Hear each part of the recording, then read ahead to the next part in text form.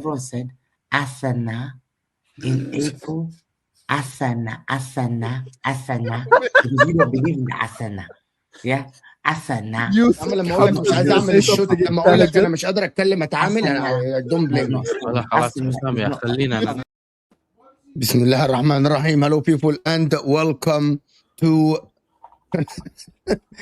to Footy Judge Mo. Arsenal to face PSG in the final of the Champions League, of course. Is there a chance for the double? Questions being asked about, is this Arsenal team good? Is Arteta making something great? Listen, there is a lot of questions about this. Who's going to be next season challenging for the title? Because there are rumors actually confirmed by a lot of sources that Pep is about to leave. Is this better for the Premier League? That's what we want to know, of course. Can Liverpool challenge next season? Can Man United? That's what what is happening? Oh, okay. The media yesterday talking about the football celebration and all the stuff, and I don't know what Ian Wright said this morning about the he actually said something this morning. I don't know what it is, but he said something mad. I haven't watched the video yet. I haven't watched the clip of the what is it called, the overlap yet. But listen, we're here to talk football, guys. We're trying to talk football, of course. With Ram and Paz, KG is joining us. Touchline is joining us. Hit that like button, people. Subscribe to the channel. Let's start. How are you guys doing first? Yeah, not bad. Not bad at all.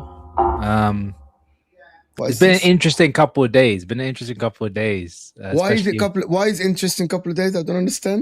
Nah, mainly it's really touchline. We've learned something new about touchline. He speaks more about Liverpool than I do, which is the crazy thing. And I'm a Liverpool fan. Hey, fuck all of that. Let's talk about my club. Can I actually ask something? Hit that like, guys. Can we hit that like button and subscribe? Can we have a genuine conversation about? Yesterday, Michael Owen was asked, "Is this Arsenal team great?" And they're like, and his words, not mine, is you know what? Arsenal can still win the double, and people will still ask questions. So I was thinking about what he said, and I'm like, okay, Jurgen Klopp haven't won the double. Like, he hasn't won the Champions League and the Premier League. He has won both. He hasn't won I'm not saying the Arsenal won it already. Yeah, Ammi, fuck off with Forza Juve or something like this. Bro, your team is behind Manchester United. Your team is behind Man United. Bro, you spent 450 million and your team is behind fucking Man United. What's wrong with you? Bro. At least you didn't say Forza Milan, bro. Why are you getting angry? Bro, you should come here, Osam, and say, congratulations, Mo. Not fucking Forza Juve, bro.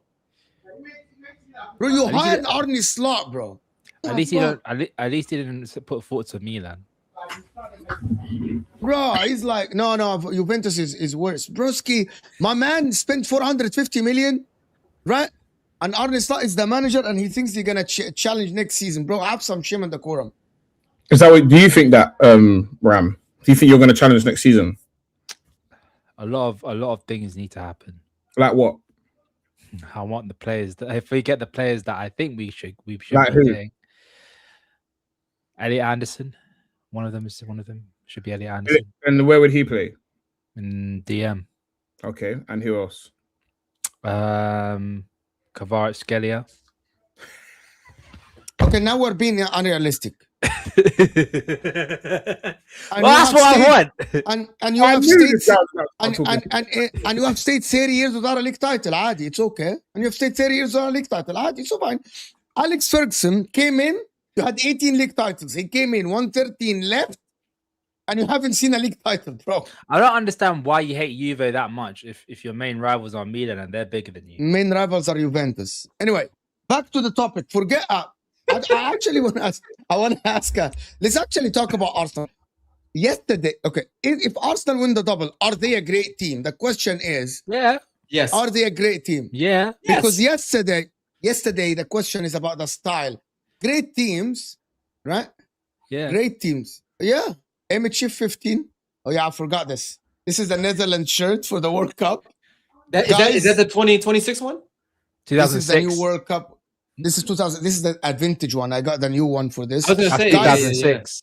I recognize that shirt. Guys, by the way, this is the shirt for the Netherlands, of course. Last day for MHF 15. Look day. at Mo being a fake ass model.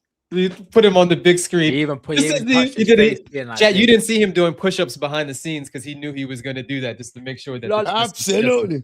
Oh no, I've been slacking. I've been slacking off in terms of like working out and stuff, guys. But the last day for MHF 15, code MHF 15 to get the. No, you should have said that. You should have said this was the last time the Netherlands were actually very good. I thought the Netherlands were very good in 2010 as well. Anyway, we're not going there. Why not? Why can't we go there, bro? Okay, so can we? Bro, it's okay. Okay, about Arsenal. So how come last 2 weeks I was still asking questions? We're still talking about the style of play. Has Arteta cracked the code? Blah blah blah. Is he cracking and all this stuff? And now, if Arsenal win the double, I think they are a great team because you know what? Chelsea over the last 20 years have been very successful. Never won the Champions League in the Premier League. Liverpool and DEclan haven't won the Champions League and the Premier League together. If Arsenal do it, I think they go down as one of the greatest teams in the Premier League just because of this season. And I know the people say the competitions are not great. It doesn't matter. But City will just with them. But you don't. Real quick, Paz. Glaze me. Hurry up. Real quick, Paz. You don't. In my mind, the barometer of a great team has nothing to do with their style. For me, the barometer of a great team is everything. But that's what everyone's talking about, KG. Like Michael Owen yesterday was talking about and Talk Sport and Sky Sports as well. Like Paul Scholes is talking about it. He's talking about to be great, you gotta beat Man City, you have to beat Liverpool. And Michael Owen was talking about to be great, you gotta play a good style of play. You have to be like the blah blah blah. All this stuff. I think the great. Nobody respects Ram's legend, Michael Owen, because he just chats shit. To be great, you have to win things. He ain't a legend no more, bro. What are you doing? Where's Touchline? Touchline would say he's a Man United legend. He's your best young player ever. Of course, he's your legend. Yeah, He was the greatest young player ever, but then he ruined his career by going to Madrid. Yeah. But to be fair, his career was almost. Why do we always like go sideways? Like, why do in this show? Why do we always like? You know what? Like, we gotta do the context, Mo. What we doing? Sometimes you give the context, and we'll get back on the boat. Trade. We had to take a pit stop. We go back on the car. We'll get moving again, bro. Don't worry. Don't worry. No. To be a great team, you have to win great. You have to do great accomplishments. And if Arsenal win the Premier League and they win the Champions League, that's as much as I hate Arsenal and as much as I want to see Paz shut the fuck up, that would be a great team. Arsenal will go down as a great team. Are you gonna glaze me properly?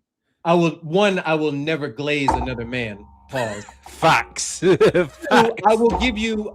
If you do the double, Paz, I will. The next stream that I'm on after you do the double, I will give you give credit. you props. I will say, you know what, Paz. I'll put myself on mute and say, Paz, talk your shit. You know what? I want think you, a lot. When I win, I want you lot to talk. I don't want to talk. I want you lot to talk. That's what I want. Bullshit. We know if you win, This guy wants to open his mouth and you chat will the not be able most, to bro. shut Shut the up hell about you. I'll let you talk. I want you lot. I don't want, because I know it is. If I have to talk, I will. But I want you lot to say things. If I have to talk, I will. No, it's not if you have to talk. You will talk, bro. You will talk. You will talk. The thing is, right? Even I've still seen people say, like, you know, they had an easy draw and everything like that. Yeah, they did have a relatively easy draw, but they had to get through it at the end. No, we didn't. We did not have an easy draw. This is all bullshit. All of this is all bullshit. You know that. No, I'm gonna explain to you why this is bullshit. Yeah, I'm gonna explain to you why this easy draw shit is absolute bullshit. Yeah, on our run, I'll tell you the teams that aren't easy. Atletico, who beat you lot's fucking wet dream team Barcelona, by the way. Your wet dream team Barcelona. Atletico wiped the fucking floor with them, yeah? And we slapped them 4-0. We beat them 3 times. Let's have it right, yeah? They're unbeaten against Atletico. We played them 3 times. And they wiped the floor with you lot's wet dream, Lamine Yamal. Oh my God, Pedri. Oh my God, Rafinha. Oh my God, Lewandowski. He mentions the attackers, but not the defense. He wiped the floor with them. That's your wet dream Barcelona team, yeah? But you look like now that we've absolutely wiped the floor with Atletico, people are going to pretend that they're dead. But you look, the way people are talking about Barcelona, as if they're guaranteed to go to the final. So allow me. Anyway, yeah. In that time, we beat Bayern, who you lot, before we beat them, man was saying Bayern Munich, best team in the world. They have to be Bayern Munich. They're favourites for the Champions League. Let's not pretend they weren't the favourites. Let's not do that. We wiped the floor with them 3-1, yeah? Let's have that right. Then we beat the last Champions League finalists, Inter Milan. They were in the final. No matter what the score is, they were in the final. We had to beat them. Facts. We did that to stay unbeaten. Let's have that right, please. So when people are saying, oh, we ain't played no one, we played all of them. And if we didn't play them, they beat the person that you lot rated. And then we beat the people that beat the people you lot rated. So people say we ain't played no one. We played all the people that we needed to play. So allow me. The only people we ain't played is PSG. I will tell you. So you played the people that you had to play, but you played them easy. You had an easy run. You had an easy run. Beat them. I will tell you that other than Touchline, because Touchline is the only one that will bring up who Liverpool played in 1987. No one gives a fuck who you played in the run. With Arsenal, man, give a fuck because man just talk, bro. No, you can say it is, but again, you shouldn't give a damn. You have to play who's in front of you. And it's you could objectively say it's an easy run, like Arsenal should have gone to the semis minimum. Well, I think I remember when the draw came out. Big up Neeks. He said the first thing he said was semis minimum for Arsenal, no matter what. And I was like, bro, I mean, like, you know, they got some, you know, could be a little bit of a shock. He's like, no, Arsenal are one of the best teams in the world, and they got to get the semis minimum, no doubt. Who did everyone else play? So Chelsea played PSG. KJ, I think is that correct? The year that we won it. Oh, are you talking about this year or the year that we won it, Paz? People are saying we had an easy run, but what run did everyone else have? Did everyone go on one game? So our 22 campaign, I hold my hands up. It was a coast ride. It was a coast ride. Arguably, I think our most difficult game was round of 16 against Inter, where Inter were a little bit better than what they are now. Well, a lot better. If Mo would be a better judge of that. 2019, I think we had a very difficult run. We had Bayern, we had Barcelona, and I think the easiest one we had was Porto, and we put them aside. Chelsea's run, you had. We beat the 2020 run. We beat every champion of every major European league, but I'll caveat it by saying it was the COVID, so we weren't playing home. Everything was in Porto. Then 2012, we had a difficult run. I mean, we had to play Bayern at Bayern to win it. But like I said, no. At the end of the day, no one cares. Like I get it. People will banter Arsenal because everybody that's not an Arsenal fan hates Arsenal because of people like Paz and Arsenal fans. But that's a lie. That's another lie. That's not a lie. Let me tell you why it's a lie. I'll tell you why it's a lie. Why? Name me something that is exclusive to Arsenal fans that other fans don't do. Glazed Declan Rice. What? No, but you guys do the same. But no, KG. But okay, they don't glaze Declan Rice. They glaze Caicedo. Please, wallah, I want to have a show. Listen, just to be honest with you, But Liverpool fans, they speak about a lot of people. They speak about Trent. They speak about Van Dijk. They speak about Alisson. This guy speaks about Alisson a lot. People speak about their club. Chelsea with Cole Palmer. He had one good season, and then Chelsea are talking about it. One and a half. Okay, yeah, I get 1.5 season. Manchester City speak about this. What? Wallah al-Azim, people think like I glaze Arsenal. Hold on, no. Hold on. Stop. Don't say it's a joke. When Wayne Rooney on the BBC yesterday was asked about the Arsenal, and the co-host with him said, "We don't hate the club, we hate the fans." This is not a joke. This is actually real. We're not Wayne Rooney. We are KG and Ram. Hold on. Guys, you should be completely. But you guys missed the point. What KG said is being said on ESPN. It's being said on the BBC. When people are asked, why do people dislike Arsenal, want Arsenal to lose? The answer is what KG said. And by the way, if you ask me, why do people hate Arsenal? I'm going to tell you, people have this conception of Arsenal fans that they are annoying. But have you seen Liverpool fans when they were going for the quad? Have you seen Chelsea when they won the Champions League? Bro, I'm going to tell you guys, the problem is, wallah al-azim, for someone, and I know why. And people think I glaze Arsenal, right? But the reality is, I'm going to tell you, when me and Pat spoke about this, because Arsenal was the banter club that people always said, you haven't won anything, you haven't won a European trophy. It was the toy that is given to everyone to banter, to do. Like, people used to go to shows, the overlap. Until now, their whole main show, the main segment, is banter Arsenal for bottling it with the fans, right?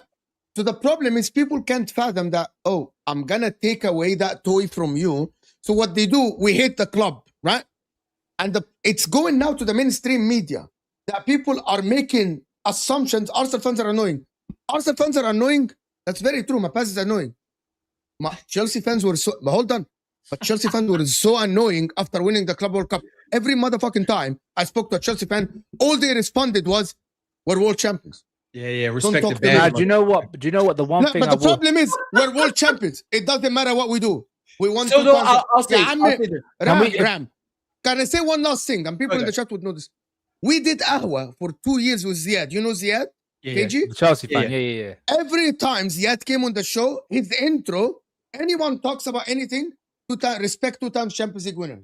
Don't talk to me. I'm 2 times. Bro, every time, bro. It was. And then people say, but you know why we say that? All fans are annoying. You know why That's the reality. We say that to rattle Paz and Arsenal fans because they don't have one of those yet. We don't say that to Liverpool fans because they've got hold on. Great. Can I ask a question? Then you continue. Yeah, go ahead. So why did Chelsea fans say that Palmer is the best player in the league? Then that has nothing to do with Arsenal. Then why when Palmer loads of Chelsea fans were saying? Okay, hold on. So I got cooked remote. So what does this have to do with Arsenal fans? Where Chelsea fans were going around saying Palmer is the best player in the league? Why? And then okay, let me. And then if Arsenal say when they were top of the league, top of the Champions League, that DEclan Rice is the best player in the league, you're fucking annoying as fuck. Okay, tell me what's the difference here? Yeah, you asked like 75 questions. Fuck me. It's one question. It's one question. The Cole Palmer one. The Cole Palmer, that was one question, right? Yeah, it's only one question. Why you are allowed to say that your player is the best player, but when Arsenal fans say they are annoying? Not you, KG.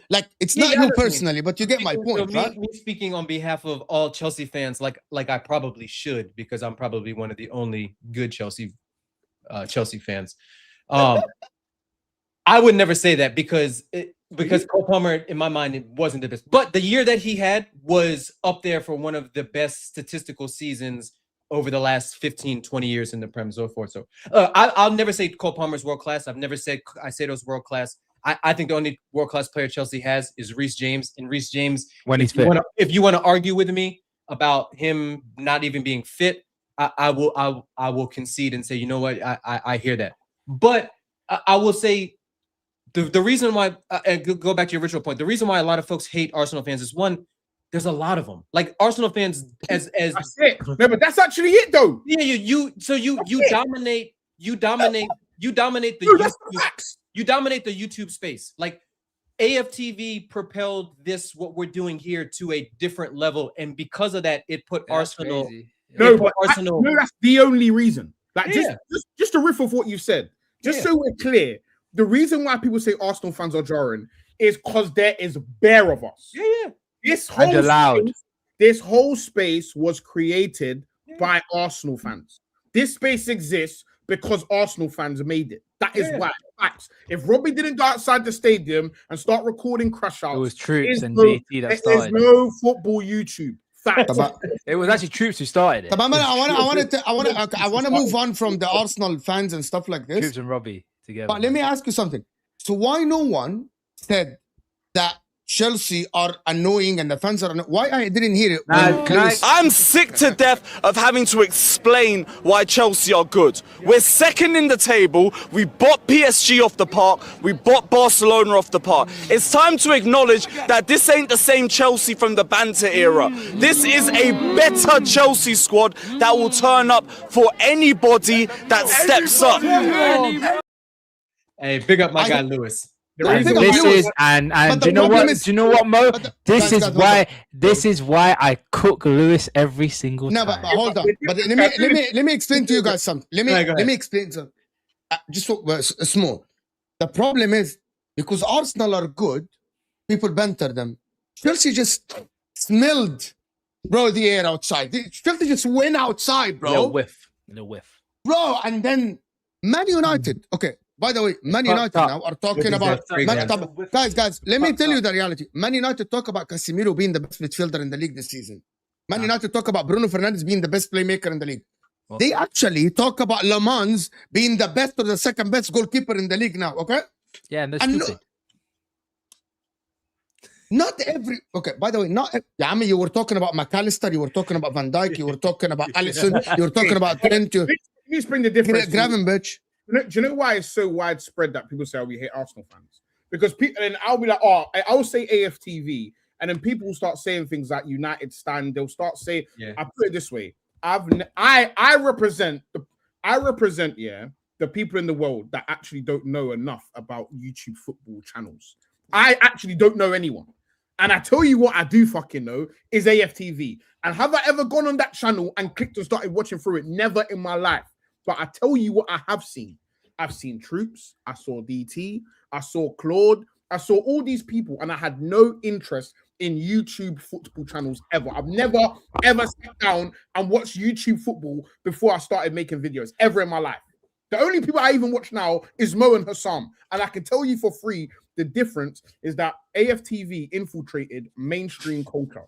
It's outside of the football YouTube world. Yeah. So everyone has seen probably every ex-girlfriend I know, if I say name me a football fan, they'll start naming AFTV people. That's the difference. Yeah. You don't all start talking about United stand. These people are big to you because you watch this content. People that don't watch this content, they still know what AFTV is. But I will say, just I want to for the interest of time, I want to move on to the football. After this because Mo, you know me, I know a lot of Arsenal fans within this sort of space, and I try my best to try and separate people from each perspective that they give. Right, the one thing I've always found it funny to laugh at Arsenal, but the one thing that really irked me, especially from last season, particularly from one person, and funny enough, a lot of people within the Twitterverse or even on the YouTube space share that opinion, was Egal's opinion on Liverpool last season, trying to undermine the fact that we won the Premier League by saying we only won the league because of PGMOL and injuries for Arsenal. That's where it really irked a lot of Liverpool fans, being like, you know what, I hope you guys never ever win. But Liverpool fans do the same now. But Liverpool fans do the same now. Yesterday, and on the mainstream media now are promoting one thing: that Arsenal are winning the league because it's a weak city, because Liverpool faltered. This Arsenal team shouldn't win the league. But we never said. But we never said that Arsenal don't deserve it because they still won it. They still end up winning. Egal never gave us any credit at all, because he kept on saying because of how Arsenal were robbed by the referees and they had injuries. That's why you won it. Yeah, but hold on. But It's the same. Why are you listening to a guy that don't have any money? And also, why is Egal your metric? No, because a lot of people, especially from last season, shared that same opinion. Shared that same opinion on both YouTube and the Twitterverse as well. I don't want this to start into shouting, but let me tell you the difference, Ram. This is Egal saying it, right? No one in the mainstream media said that. I'm going to tell you the difference in treatment, okay? I'm telling you from now, and it's starting now, if Arsenal win the league or the Champions League, it's now they are undermining that achievement. I'm going to tell you how. Egal can say that. Egal is an Arsenal fan. He can go out and say whatever he wants. We can say whatever we want. What I don't understand is how come mainstream media and television, right, is saying that Arsenal only going to win the league because City are bad and because Liverpool have fumbled. You see the difference, Rambo, with the treatment, right? No one from mainstream media said that. You get the point, Ram. You know what I think? Anyway, I'm going to move on after this point. KG, go ahead. Perspective. You know what I think? I think mainstream media is copying the YouTube space. I think that they are looking for extreme takes. They're looking to try to capture a lot of the younger audience that likes sound bites, that likes clicks, that likes to hear divisive kind of commentary. I think that they're just feeding into that, and they're just saying stuff that they know will get them views from taking away from this YouTube. I think that's why they're trying to reach out to folks like, and they have all the commentators on there, right? Like Matisse is always on there for Chelsea. I see like Goldbridge for United. I see the various Arsenal fans on there and things like that. I think it's just they're trying to drum up some of the same narratives that we argue about on this channel, on other platforms and things like that. But I want to move on, but I want to just put two comments. Yeah. You see the difference? Lots of fans said weak league last year. None of you can give me one evidence that people in mainstream media said that the league was weak last season, right? A man is saying here, by the way, Mo is defending Arsenal and delusional Arsenal fans so much. Again, you're not listening because you really need to clean your ears. I am literally talking about the mainstream media and the difference in treatment. And people here don't understand. I'm not even defending Arsenal. I am calling out the hypocrisy and saying, Ram, I can answer your question. I can answer the question for you. Fans. I can answer the question for you, Mo. It's because the whole thing that people are saying about this league is weak. Is because not only is it because when I said about the league, people also fans say that the league was weak last season. That's only one fan base, but the fact that multiple fan bases have said that I don't care about fan base. Means that I don't want Ram. It leads on because it leads on to KG's point. No. It leads on to KG's point. KG's point was the media takes on whatever the Twitterverse say, whatever the social media space says. Multiple people within multiple fan bases says this, and they latch onto it. Not many people were saying that last season. I got you then. So why didn't you guys claim that yes, last season the fans said that the league is weak and that's why Liverpool? Why didn't the mainstream media pick on that and started running with that agenda? You said again? Okay. You just said that because people are saying the league is weak, now the mainstream media is picking on the same thing, right? Last season, you claim that fans were saying that Liverpool won the league, right? Because Arsenal had injuries. So why didn't the mainstream media pick on that? Because not every fan base agree with it. Because you have multiple channels. When people went on multiple channels. Touchline, please. I don't want this show. Please, I'm sorry. I don't want the show to be like that. I really want to have a genuine conversation. The show once. I just said the answer. What are you talking about? Why are you getting defensive? Because you said Liverpool fans. It's not wrong. They are the media darlings. It's a fact. If you dyed your hair, you'd look just like Garnacho. Chill out, bro. That's a disrespect, bro. That's disrespect. Doesn't look like. I want to move to that. Is that a colour thing? Chill out, bro. It was definitely a get the eyebrows, the little lines in them. Okay, let me do the super chats before we. Yeah, maybe. The media targets, like United, Arsenal, United always have the media on us. Hey. Stop putting us with you. We do not get the same treatment as you. We don't. We literally do, but all right, cool. We literally do not. We literally finished third this season, and everyone just complains that it's apparently because of one game a week. No one predicts that at the start of the season. But anyways, I'm not here to have that discussion. I'm having a discussion. The reason why no one said about Liverpool is because they're the media darlings. They've got all the fucking people. Majority of the pundits are all ex-Liverpool players. Are they? So, are they? Or Man United players. They're all Mancs now. What are you talking about? Can we let him guys, don't interrupt him. I saw flipping Owen Hargreaves on BT Sport, bro. What are we doing? Let him finish. We're talking let Sky him finish. Sports. Mo was talking Sky Sports now. So Roy Keane and Gary Neville. Only Jamie Carragher's the Liverpool representative. And bearing in mind, by the way, what's funny is Gary Neville spends 90% of his fucking time on Sky Sports slagging Man United off. Touchline. I'm gonna stop you here. Touchline. I'm gonna stop you. You made a claim that the majority of the pundits are Liverpool players.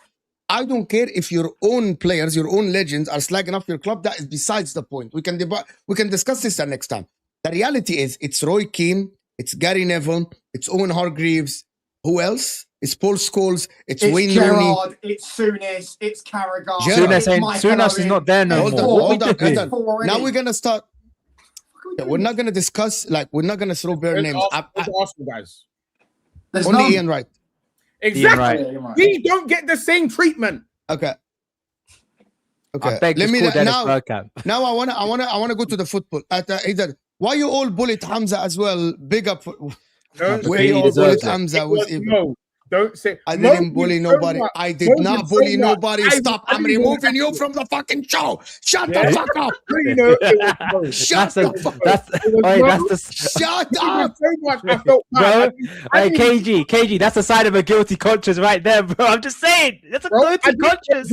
I didn't even cook Hamza because Mo's cooking made me feel so bad. I actually felt bad watching what Mo has a straight up guilty I watched that conscience, show. bro. I kept it on mute. All I did was look at Paz's backgrounds the whole time and him just flipping through the backgrounds. I was the baby one holding Hamza, and the one where you're standing over his. Oh, so man. Paz was bullying. KG. Well, Hamza deserves to get bullied.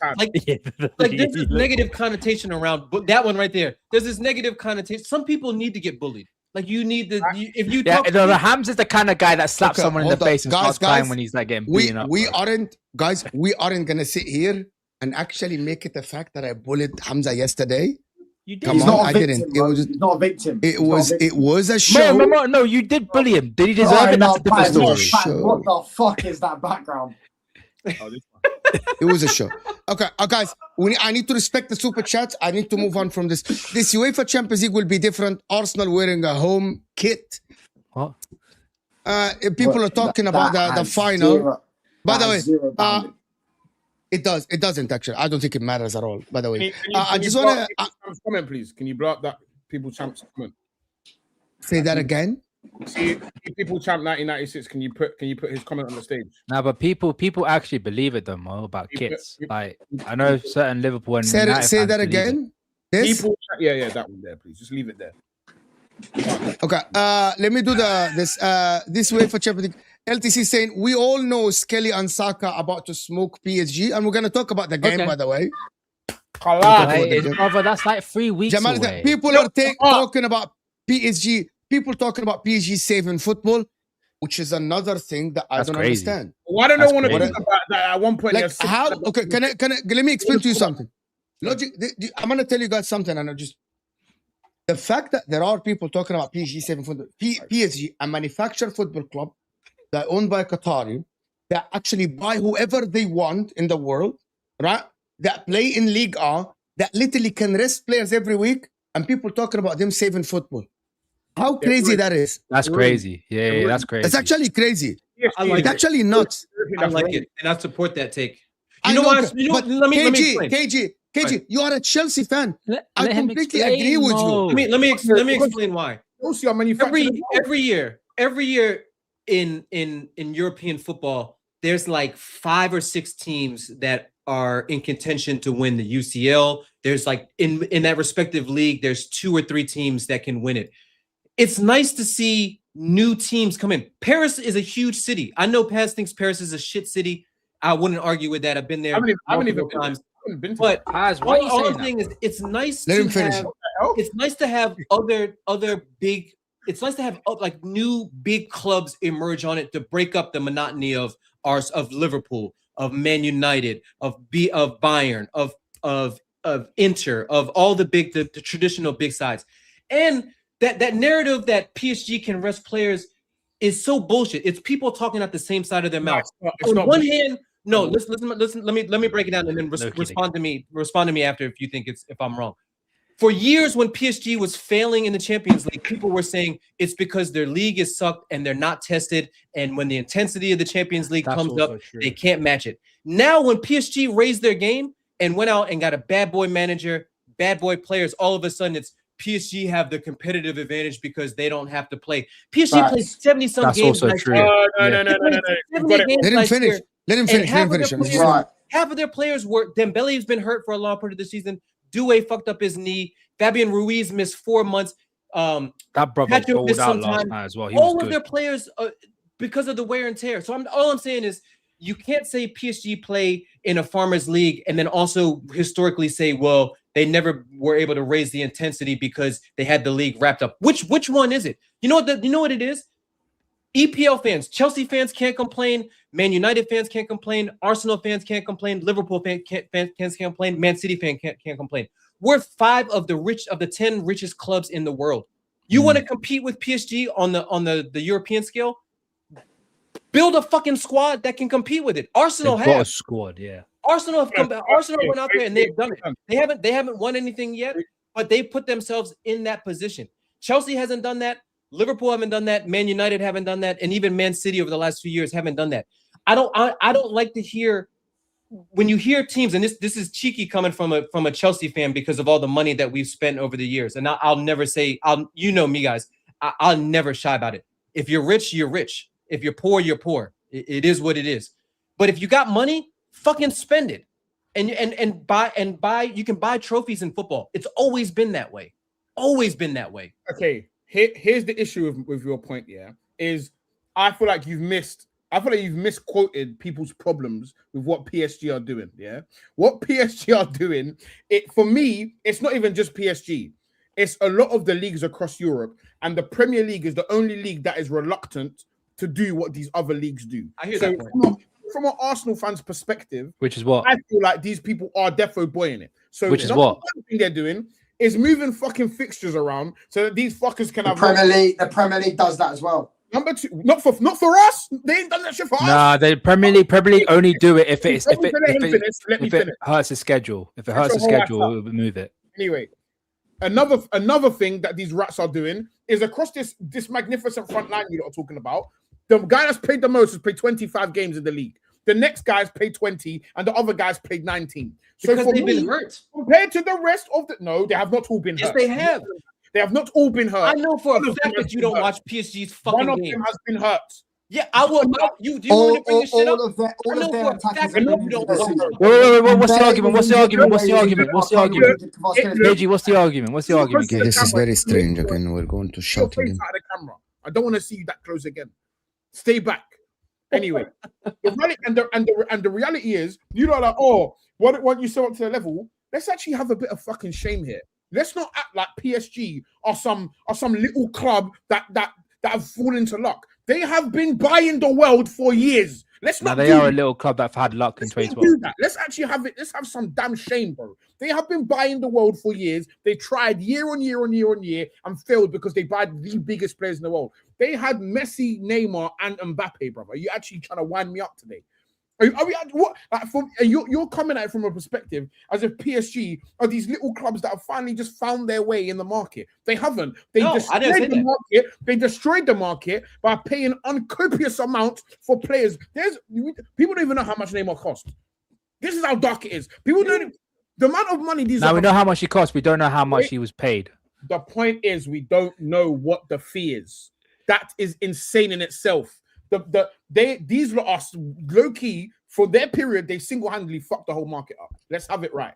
So you're coming at it from the angle of it's little old PSG, and people should respect the fact that they're breaking up the mold. You're not breaking up the mold. You're fucking the market up.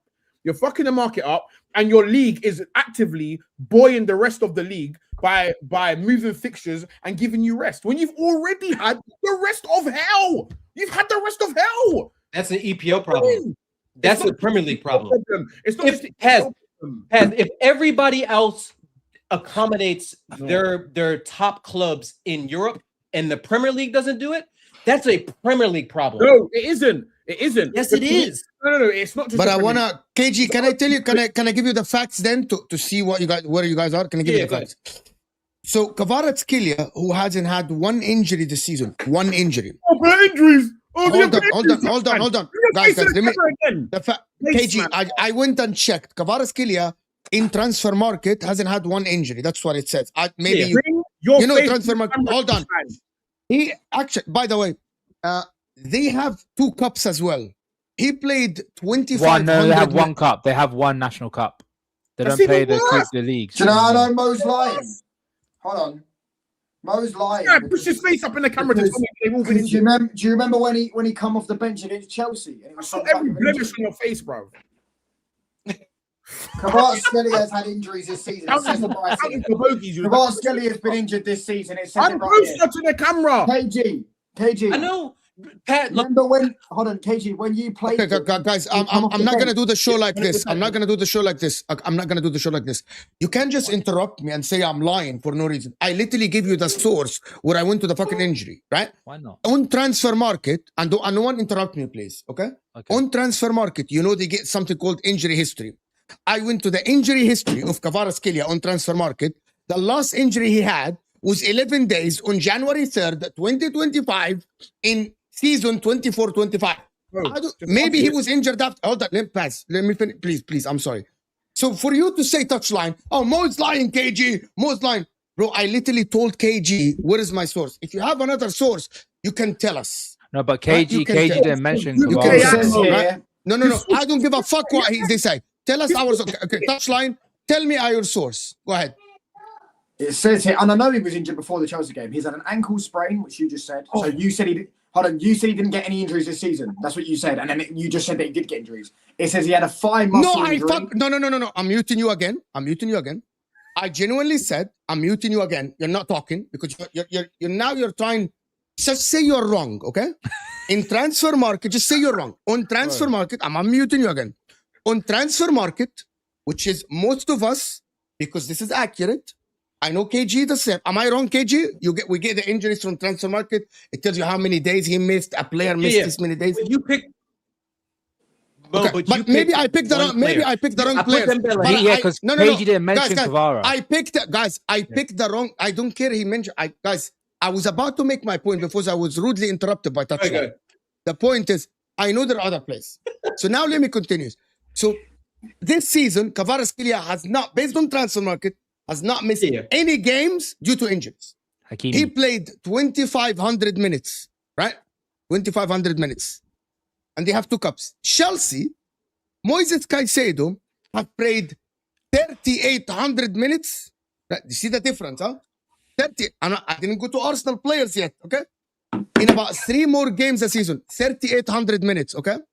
Now, does anybody here know that Saka was injured this season? Yeah. Can I respond? Yeah. No. You're not responding. I'm talking to KG. Yes. Okay. So you just said a whole lot of lies and then not let me respond. All right, cool. KG, hold on. Unless you have a response about Kvaratskhelia. You just said he never missed a game. You just said he never missed a game due to injury, right? That's what Mo just said. Based on transfer market, yes. He's being pedantic. He missed Strasbourg away after the Newcastle game due to injury. So nice try, mate. Bro, on I don't care if you go search for the news. Pedantic, Mo. Just move on. Moving on from what touchline is saying. KG. The point is, Bukayo Saka was injured this season. Yeah. Bukayo Saka played 3,000 minutes, and he was injured as well this season. All comps? That's I mentioned all comps because France has 2 cups as well, and England has 2 cups. No, it's 1 cup. Okay, how much minutes has Calafiori? What's in front of me? Okay, hold on. What's in front of me? It's 1 cup now. They removed the other cup. Yeah, it's only the Trophy de Champions, which is basically the Community Shield. Hold on. Literally, it says 25 Ram again. Maybe I'm mistaken. It says in 25-26, it says Coupe de France and that's Trophy de Champions. French Cup. So French Cup and Community Shield. Okay, fair enough. But Coupe in 43 games, he played 25 minutes. The point is, the amount of minutes, maybe it's a mistake by Arteta that he doesn't rotate Saka. Maybe. But Saka was injured. No.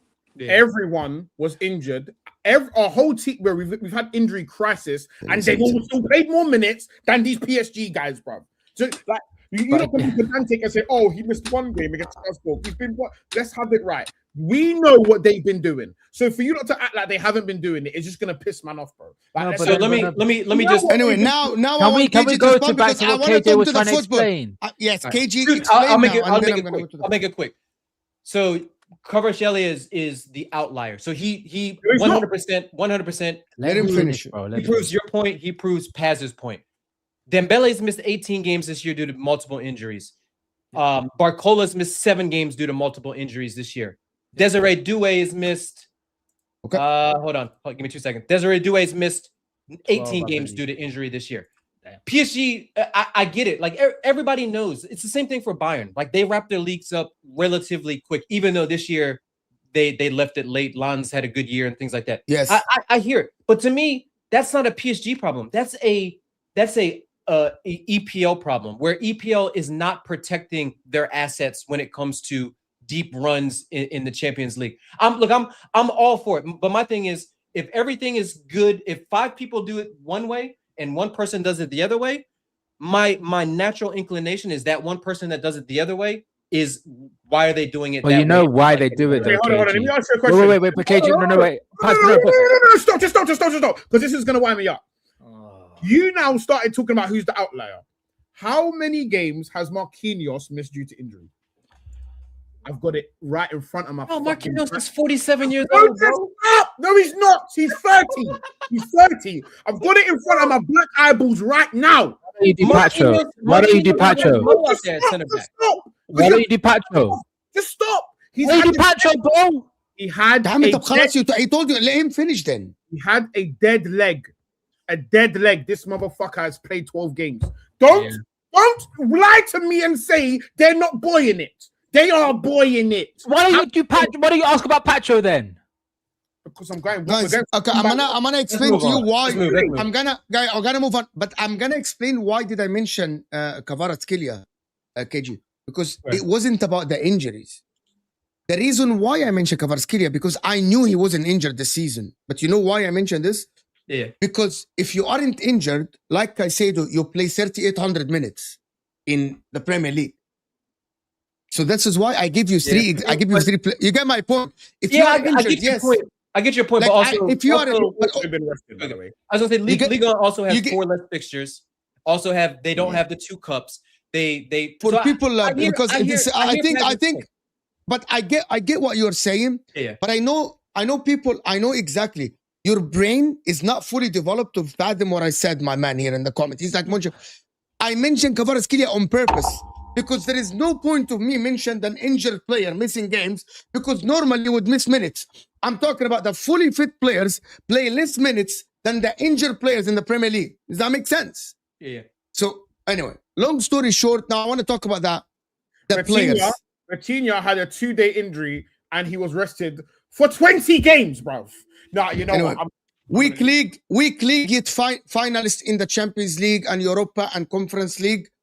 That's the Premier League. The league purposely protect PSG because that is their main asset for that league. Is because PSG are the main asset for League A. That's it. That is it. That's why they protect them. It makes sense. And there is one more thing I wanted to explain to people. We're gonna come to the PSG, and I'm gonna say playing in your team is dominant gives you a lot of confidence when you go and play against the teams. In the Premier League, it is harder to play against other teams because the competition is harder. So the players don't dribble. The people that played football will know what I'm talking about. You being in a dominant team gives you confidence. It gives you an edge. Yeah. Who the fuck is that new guy in the middle? Rip curls. That's Ram. When did I ever have curls, bro? I didn't have curls. What are we doing? I don't know what touchline is saying, but old enough to remember 15 years ago. What are you doing? I wasn't saying anything. I was just putting my charger. Okay. Did you change your place, by the way? I've never. No, I'm at my mum's. My mum's in hospital, so I got left with my sister. Oh, really? I hope she's okay. Hope she's okay, bro. She's okay, bro. Big up, touch his mum. Big up. Yeah. And the guy, this is dedication, fucking dedication. Streaming from the house is fucking dedication. It's dedication. Old enough to remember 15 years ago. You better hope that your mom's nurse or doctor isn't a Liverpool fan. You better hope that. Older. Well, I'm not. I mean, we're in London, there's most chance it'll be a Chelsea or I wouldn't want a Scouser going anywhere. Yeah, I wouldn't. Yeah, nah. Let me. Okay. Old enough to remember 15 years old, English fans were happy for English teams in UEFA Champions League, regardless of rivalry. For example, where Gerrard's called even Drogba. Yeah, I wasn't in England. Maybe the only people in England can tell me this. No, the three guys at the bottom. It was the old. This was true, but it doesn't apply to old school fans. I've never been happy for the Ops. What the hell? Do you know what it was the old school fans that were like that, not like the younger generation fans. Yeah, I don't think it applies to like crazy. Man United, Liverpool. Like Man United never wanted Liverpool to win the Champions. You lot are insane. I've never. There's not unless you want a direct rival. But then again, it was the old fans that were like this. Over 15 minutes on the offense. Calafiori has played more than majority of PSG 11. Fair enough, Jamal. Talking about the football now, what chances? Okay, I wanna actually ask you something. Is this Arsenal team good or is Arteta good? And also one more thing. Can it be both? Reaching the final is actually a very good achievement. I know what is gonna happen. Now people are okay, now, bro. Because it's linked to each other. People undermine reaching the final. Okay, people undermine reaching the final already. People undermine it already. And it's linked to Arteta reaching the final with this Arsenal team. Is that an achievement? Yes. If you get to a Champions League semifinal, so I watched your blurb, your short that you had this morning, Mo, about the fun police, basically, right? About Arsenal over celebrating. Celebration police. If you get to a final, fucking celebrate it. If you get to the Champions League final, celebrate it. If you get to the Carabao Cup semifinal and you're celebrating like that, okay, have some decorum, have some shame. But Arsenal fans, like, as much as I hated to see that, and as quickly as I turned the TV off once the final whistle went, Arsenal fans absolutely deserve to be over the moon for where they are in terms of their club, right? Fighting for the Prem in the Champions League final. Arteta deserves respect. He deserves credit for it. The Arsenal players deserve credit for it. Like, in this whole fun police thing of you can't celebrate too much or this or that. Like, yo, what is going on? Like, let people be happy that you see your club enjoy some success, especially if you haven't been there in 20 years, like Paz's team. No, but 22 years for a final. No, you haven't. It's facts, Paz. You haven't been in the Champions League final for 20 years. No, but can I add? No, wait. It's not even that.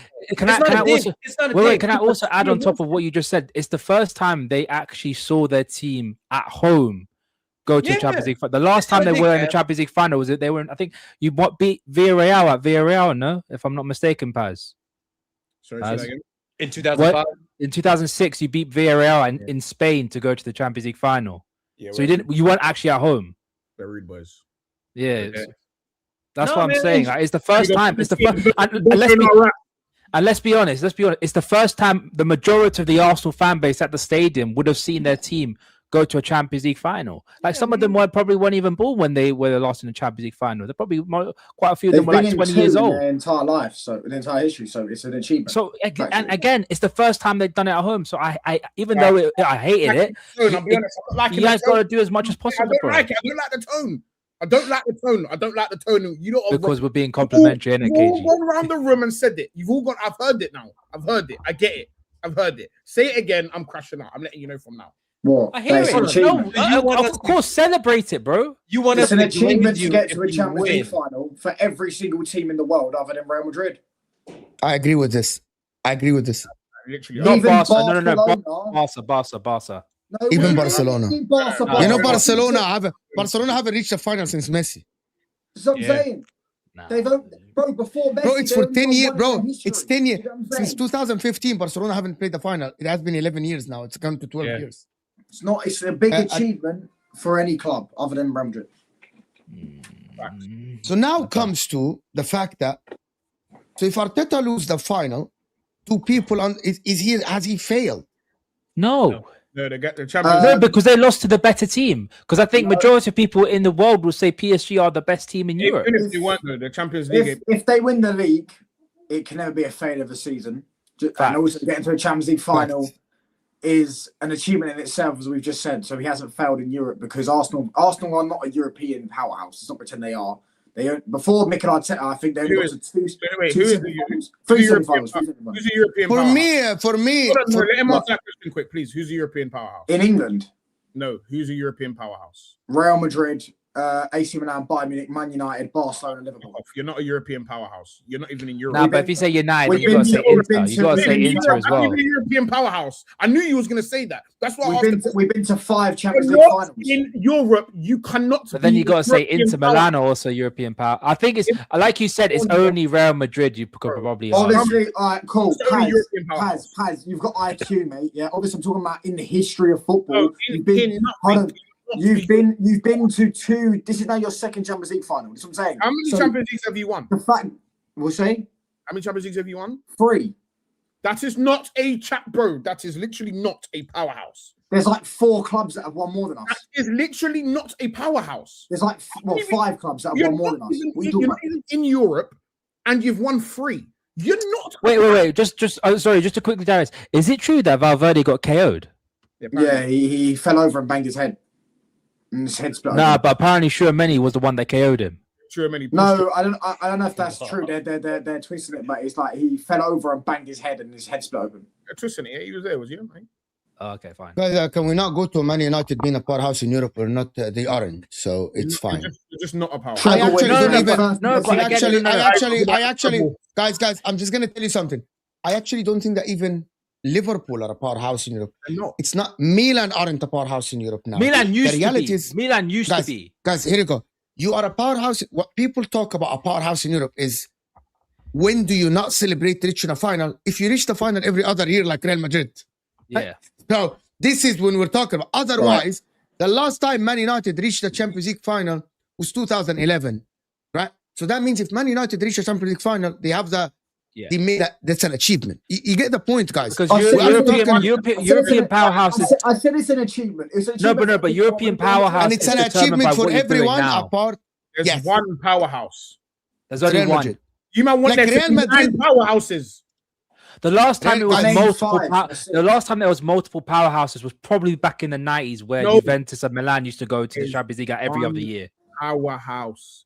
Back in the 90s, that was only so Man United aren't a powerhouse, but Juventus were. Nice one, Bram. Juventus have less Champions Leagues than us. Nice one. No, because Mo, can you please explain to this guy how many times he doesn't want to understand. Every time you get touchy about Man United, bro, your name shouldn't be Touchline Fact. You should be touchy Man United. That's what your name should be, bro. Don't say that, bro. Don't say that, bro. Bro, like seriously. Pause. Can we pause? Bro, Juventus reached 3 Champions League finals in a row. So basically, by the second time you reach the final, by the third time, it's not an achievement. People need to understand this. It is not an achievement if you reach the final every year. But the thing is, for me, if you want to be a European powerhouse, the expectation for you going to every single season of a Champions League, minimum semis, bare minimum. If you get knocked out quarters, it's a failure of a season. Minimum semis. That would be the only time where it'd be like, okay, we did a little something, but we got to do better next time. Who are the Premier League? Who are the Premier League powerhouses? I think the last time it probably was a powerhouse, but it didn't last very long. Was in 04 to 09. There is one Premier League powerhouse. That is Man City. This is crazy. No other I would argue they're not a European powerhouse, bro. I want to go. Just the Premier League. They're definitely not European. I need to move on. We need to move on from this. By the way, I need to move on from this. It's actually confirmed, guys. Just move on from the powerhouse. Federico Valverde literally, he banged his head. Tchouaméni, honestly, just tweeted. It's in the dressing room. He banged his head. Like he literally, who decided to put down Tchouaméni? Federico Valverde and Tchouaméni in a dressing room fight at Real Madrid training ground. Valverde went to the hospital with a head injury. Woo! Okay. Yeah, but it's true that he banged his head. It wasn't like he knocked him out and then he's got a head injury from that. It must have been, when they're just pushing each other, they must have pushed each other. This is nuts. I'm going to stick with that. I actually, by the way, I'm going to say something. I actually think if a player does this, like there should be like some consequences for this. Like, did you know that Rudiger slapped Carreras in the face? Like, yeah, bro, listen. If that means Tuchemani's coming to Man United, then be my guest.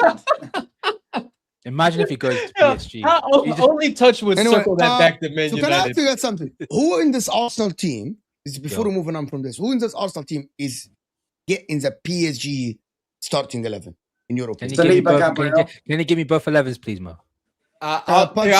Nuno Mendes. Raya, no. I got one already. David Raya for sure. Yeah, Saliba, Gabriel. Calafiori or Nuno Mendes? Or Don't ask stupid questions. Mensch. Okay. Saliba, Gabriel, or Pacho and what's his name? One or the other. Pacho's incredible. Pacho's very good. So why is Pacho better? Okay, hold on. Why is Pacho better than? It's not every day you have to do this, mate. Go ahead, Mo. Okay, hold on. Okay, tell us. What should we do? Tell us. All right, cool. I'm saying that Gabriel is better than Pacho. Just because Pacho's got more pace on FIFA doesn't mean he's better, Ram. All right?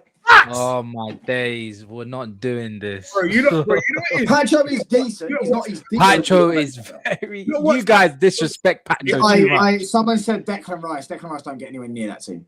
He gets in it.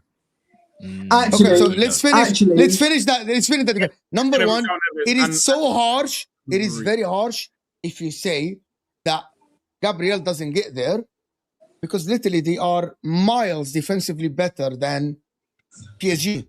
And you cannot tell me they are more defensive team because this until like last game they scored more goals than PSG. Nah, just argue player versus player quality. Player versus quality. Okay. So you think you think Pacho is better than Gabriel in quality? Yeah, but not much splits them. Not much splits them. They're both really good. We're splitting hairs. What's the logic? So can you explain this to me? Can you tell me why? I think I don't watch enough. I don't watch enough Liga. Because I'm gonna throw up. Let me hear it, please. Go ahead. So for me, I think I think the only thing that Gabriel is better than him, I think Pacho is better at reading the game. I think he's got better pace. He's got better recovery pace. I think he's a better man marker. But this isn't me saying that Gabriel is shit. Made up a bunch of shit just now. No, I know for a fact you don't watch fucking PSG. So I know you don't watch Ecuador. And I know you don't watch Ecuador. I just watched him against Bayern. And he was very good against Bayern. Was he? What about the first leg when he gave away a penalty? Oh, what about the first leg when he gave away a penalty? Let me reply to this. Let me reply to this notion that he's better at reading the game. You lot, this is my problem with people say reading the game. I don't think you lot even have the capacity to tell how good someone is at reading the game. Because if I asked you what that means, you wouldn't be able to explain it to me, and I know you wouldn't. So now let's break down this reading the game stuff. You lot have watched Nuno Mendes get ripped most of the game. At least they shoot at Pacho and say, "Oh, what an interception!" And I know that for a fact because I watched a load of people say, "Oh, unbelievable from Pacho." Elise is just shooting right into him. What is he reading? How many things did he intercept? How much things did he see before it happened and stopped? Like you're saying reading the game. What did he read? Where's this reading the game stuff? And you can say you're saying he's faster. I'm not even going to argue that because I honestly just don't even care. I genuinely even care about the faster. And what was the other thing you said? What was the third thing you said? What was the first thing? I stopped listeing to you, so I don't even remember. No, you don't need to listen to me. You need to listen to you donut. You're the one that's right. The only. So basically, on what you just said, if we're going off last, was it last night? It was last night. 4 against 7. So basically, to back what KG said, last fucking Gabriel, are you not insane? Yeah. Mo, can I speak, Mo? No, this is disgusting, bro. I would say the only players that get into that level. Mo! No, this is disgusting, bro. Daniel, why are you yelling? Let Touchline say that only. Touchline is going to say one name, and then we'll move on. We'll move on. Go ahead, Touchline. I'm going to say 3. I'm going to say Reyes gets in because he's better than both their keepers. Saliba and Gabriel are better than both their centre backs. and Declan Rice and João Neves is a toss-up. You can say Declan Rice is better than João Neves. Whoa. João Neves is not getting put on the side, bro. No way. João Neves is not that fucking good. What are you talking about? You're insane. João Neves get put over the side over Declan Rice, bro. What are we doing? João Neves is just a pace merchant. Like he can drive with the ball because Can we continue? Can we continue with the names? Okay. So right back is Hakimi or Timber. What's João Neves good at, Ram? Everything. tackling. No. Oh my God! Because it's Ram's argument. What is João Neves good at? Everything. What? Like what? What's everything? What's his best traits?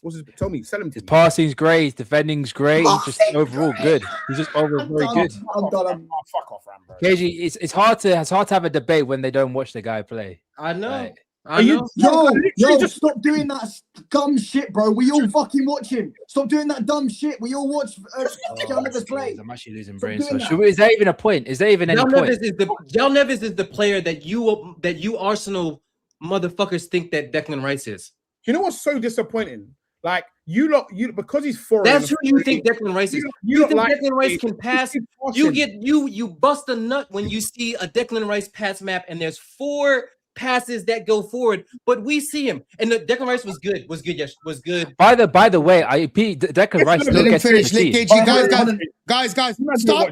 Let KG finish, please. The PR that Declan Rice has is out of this fucking, like, it actually drives me crazy how much the English media glazes this dude when his best traits are fucking center back traits. He's not good picking the ball up from center backs. He's not good on the half turn. He's not good creatively. He's not good progressing the ball other than running with it. He's great in the tackle. He's got great set piece delivery. You know who I just fucking described? I fucking described Jordan Henderson. Hey, Hendo. Jordan Henderson doesn't have great. Jordan. No. The thing is that my argument is Jordan. Edison. Guys, to be honest with you, like I don't want to do that. No. I will say, Declan Rice still gets into the team, in my opinion. Because Fabian Ruiz has been injured for quite a while, so I can't really say, yo, Fabian you Ruiz. Don't romanticize. We can't use just one game last night to be like, yo, okay, cool, you're back in the team. Like, it's only one game. I need you to do it. I put him in there too. English fans. This is what I'm saying, bro. That's what I'm saying. I put him in there too. Romanticize foreign players a lot, and that's why, like, I hear a lot of people break down like people like João Neves. Like, you know what's crazy? Yeah, players like Rice that are not in the Premier League, they don't get spoken about the way Rice does, or even the way Caicedo does, because people always romanticize what is not in the Premier League because it doesn't sound clunky. But because you watch them in the Premier League and they look clunky and you can see it, it doesn't feel that way. But an example would be like Matuidi, bro. You know, people. The way people talk about Matuidi, yeah, is as if he wasn't just a dog. Blaze. He was a hold on, Paz. People were speaking about him like he was a dog. He was a dog. He was a dog. He was a dog. He was good. What I don't get is everything you slate Rice for. And same with Caicedo, shin kicker, runner, ball winner. That is literally what João Neves is. He's literally that is. He's not technically brilliant. He's not a good passer. He's a good carrier of the ball. He can carry the ball well. I've seen him run with the ball. I have never seen him break one line with a pass in the Champions League. Never seen it happen once. He doesn't do it. That's why Vitinha's there, because it's Vitinha's job. He doesn't do it. He scores great goals. Like I ain't seen Declan Rice score bangers. Like we're gonna sit and lie. Like, come on, man, you're betting this. They're very comparable. Okay, let me know. Listen, I watch PSG in the Champions League. Can I present an argument, KG? Can I present an argument, Pass, please? I actually think because PSG moves the ball very well, people take João Neves as, oh, he must be one of the guys that actually great in moving the ball. Well, I actually think that João Neves' main contributions in the game are mostly defensive, by the way. In terms, like, it's hard work, it's grinding in the game, it's tackles, it's duels, it's go covering his right back, go covering his left back when you go forward. I think that's mostly what he does in the game. Thanks. Well, he's an all-rounder. Okay, hold on. And I actually and Declan Rice and the other one's called Rice. No, man. guys. Can I just let me finish that point. I get what KG saying. Declan Rice isn't Vitinha in creating chances and threading the passes, and he and Musiala as well. You know, no one said like you won't see an Arsenal fan, and or an England fan sitting down and say we think that he's Ryan Shirky. No one said that. But we're not he does. He is not an 8. But if you want to compare you want to compare João Neves to Declan Rice. Declan Rice completes more passes in the Champions League. He completes more passes going forward. That's what KG's point is saying. He's better.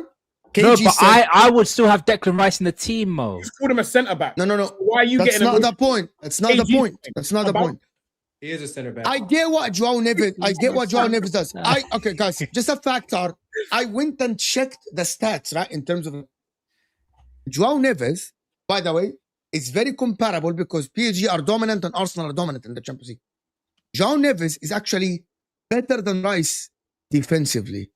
But in terms of on the ball, in terms of like passes completed, long passes attempt, long passes completed, long pass accuracy, crosses attempted, pass through balls, you know, Declan Rice has more than him in every single metric in the champs. I only compare the Champions League. So João Neves is more of a good defensive midfielder. He's good on the half turn. He might be good on the half turn. But he doesn't play the 8. Vitinha, and by the way, if you want to compare Declan Rice, it's actually Declan Rice versus Vitinha and João Neves versus Zubamendi. But why do people want to compare João Neves? I actually think it's Vitinha, Rice, and Neves. That's the thing. That's what I think, Mo. That's what I think. You did all that for what we all agreed with 20 minutes ago. I agree with that. But I want to go to so you think that Declan Rice is an overrated player, KG, right? Yeah. But when I say overrated, that's not me saying that Declan Rice is shit. Like it's not A or B. It's not black or white. I get what he's saying. I always say this. He is rated. Hold on.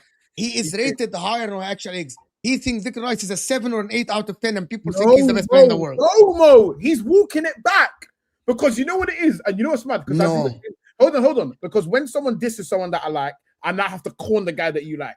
And that is what KG just did. Because I said what I said, he went and laid into Declan Rice further than what he should have. And he knows it. And I got more. Paz, I have more if you want. So I just say that though. Because for example, Mo checks. Mo like, hey, Paz, whenever I trash Declan Rice on Twitter, Mo likes all of my posts. I don't. Not fine. You should. I can see you getting ready to hit the like because button. I agree. But by the way, I'm gonna say something. You know that explanation that KG said? I actually agree with him. By the way, if Ruiz was fit, by the way, hold on. Kicking Neves out. I'm letting man know. But Ruiz ain't been fit though. That's the thing. I'm saying if he was Ruiz, the one that walks. Fabian Ruiz. Yeah, I would actually play Fabian Ruiz, Vitinha, and Declan Rice in the 6th. Yeah, I actually would do that. But hold on. I actually agree with KG in an aspect, and people don't like to hear that. I think Arsenal fans overrate Declan Rice. Break that down for me. I'm gonna tell you. I think Declan Rice is a good player. What KG said. Tell me how we rate him, and then tell me what he is. No, he's gonna give his perspective, and then he's gonna give the Arsenal perspective. His statement is we overrate him. So tell me how we rate him, and then let him give his perspective, then he'll give the Arsenal perspective. Okay. You overrate some of his offensive attributes. Who? A lot of Arsenal fans, not you, but a lot of Arsenal fans. What are they? What are the things that are overrated? The line breaking passes, the contribution offensively. What Arsenal fans? The ability to chance crazy. What Arsenal fan doesn't? That's not named Pass. A lot of them. Wait. I've never heard anyone say Rice is unbelievable at breaking line. I want you to break down to me. What does Declan Rice excel at? Dog work. He's a dog. That's it. He's a dog. All the things. Wallahi, Paz, you're the first Arsenal fan that I hear actually say what you said. But this is okay. This is my problem. Wallahi, if you say that, Paz, hold on. I'm gonna let you talk. Wallahi al-Azim, Paz. If you say what you say between 100 Arsenal fans around you, they will say you're a hater. Okay. If you just said that word, you'll say you're a Just hater. being a dog. Are you sure, Paz? Just being a dog. Wallahi, Are you not going to rate passing? Are you not going to rate set pieces? Are you not going to rate this? Are you not going to rate that? Got me in what I'm saying. I'll tell you what people. This is my issue with the way people look at football and value things here. And this normally comes from a lot of people that can't do 5 kick-ups. Is they will value something higher than something else when. For example, for every line breaking pass, there needs to be a crackhead that keeps running so that eventually absolutely every single role on the team has somewhat equal standing. Nothing is necessarily more important than another thing, but people like to pretend because you like watching something that you now think that holds more importance than something else. In my midfield, I need a dog. I need someone that is a crackhead. I need someone that the opposition are sick of looking at, bro. That's why Kante is such a good player, because he is just such a dog that you're sick of looking at him. Rice, for us, is a dog, but he also has certain on-the-ball qualities that are also jarring because he's a powerful runner when he's on the ball, and he is decent at running to space when he fancies not being a pussy. So on the ball, Rice is not the guy that's going to fucking rip 3 people and slide someone through. Neither do I want him to be that. Because someone has to pick up the dog work. Somebody has to allow other players. That sounds just like João Neves. Yes, I think they're very comparable. João Neves is a dog, but I think Rice is a better dog. That's it. That's all. That is it. Dogs of dogs for me. Any midfield that doesn't have a dog, like an example, watch what we played against Fulham. They had no dog. They got moved to. Because there is not one dog there isn't even a dog in the team, let alone in the midfield. So people that don't have that are in hell. So where would you rank? I'm gonna name you players in the world, and I want you to name just like I don't know the word, abstract or something like just who would you pick if you are ranking midfielders in the world today, Paz? Who are you ranking ahead of the other? I'm gonna name you players, and you name it. I'm not gonna question it. Maybe we'll have some explanation. Rice, Vitinha, Pedri, Kimmich, Bruno Fernandes. Okay, I'm giving you. I want to exclude Bruno and Shirky because they're very attacking midfielders. I want to exclude them. I'm only going to do the 8s and the 6. Just let him start, and then you can actually do your ranking. You're gonna say Ben. Anybody else as a name? KG Ram? Any other name in the world? I said Pedri. Rice, Rodri, Vitinha. Okay, Rodri. Okay, let's give 5 names. Five names. Let's give Kimmich. 5 names. What's the question? Kimmich. What's the question, Mo? He's saying rank 5 midfielders, bro. Listen. Okay. So you said Pedri, Rice, Vitinha, Rodri. Kimmich. Okay, hold on. Vitinha, Rice, Pedri, Kimmich, Rodri. Is that fair enough, guys? These are all play 8 or 6. 8/6. Who else? Anybody? 8/6. Pedri, Rice, Vitinha. No, someone said fucking Lavia, bro. Once he gets off the hospital, we'll name. Oh my god! Wow. No. I got a very important name. I got six players. Valverde from Real Madrid, Pedri from Barcelona, Rodri from Man City, Rice from Arsenal, Vitinha from PSG, and Kimmich from Bayern Munich. Rank them. Wait. I think I need to think real quick. The players that they are right now today, not today, of course, okay. not career-wise. Like there is no. Wait. I need the names again, Mo. I need the names again. Oh my god! Are you gonna write them now? Yes, I'm gonna write them. Give me a Name minute. again, Pat. I'm sorry. One more time, Pat. Name them again. Nobody talks. Pedri, Rice, Vitinha, Rodri, Kimmich, Valverde. Yes, please. People in the chat, tell us what you guys think as well. Go ahead. Here's my criteria. Go past. Here's my criteria for rating these players. Yeah, is scarcity, which is like for me, how replaceable are they? Like, can you go out? Is there loads of this different profile? Importance to the team that they're in, and then their quality, like their quality of how good they are in that role. Not in terms of who's technically better. What is their quality in respect to what? 100%. Like, who would you pick first in the team, and then you build around them? For me, without Pedri in that Barca team, I actually don't. I think that midfield is genuinely like out of all the top midfielders, They're cooked. Among the worst. So I would put Pedri, as well as because I think he he out of all of the like technical creative players, he's the best at dog work. He's a bit, I wouldn't say he's both-sided, but he is the least liability out of all of the more technical ones, yeah? So I put Pedri at the top, and then I'm going to put two people on the same level, which will be Rice and Vitinha. Right. And not because I think Rice is a better quality midfielder, but in terms of to us, your criteria, he has a similar effect to what Pedri does. Your criteria, yeah. So that's why I put to us. Without Rice, our midfield looks extremely different. So cool. So I put Rice, Vitinha at the same thing. Then I would have.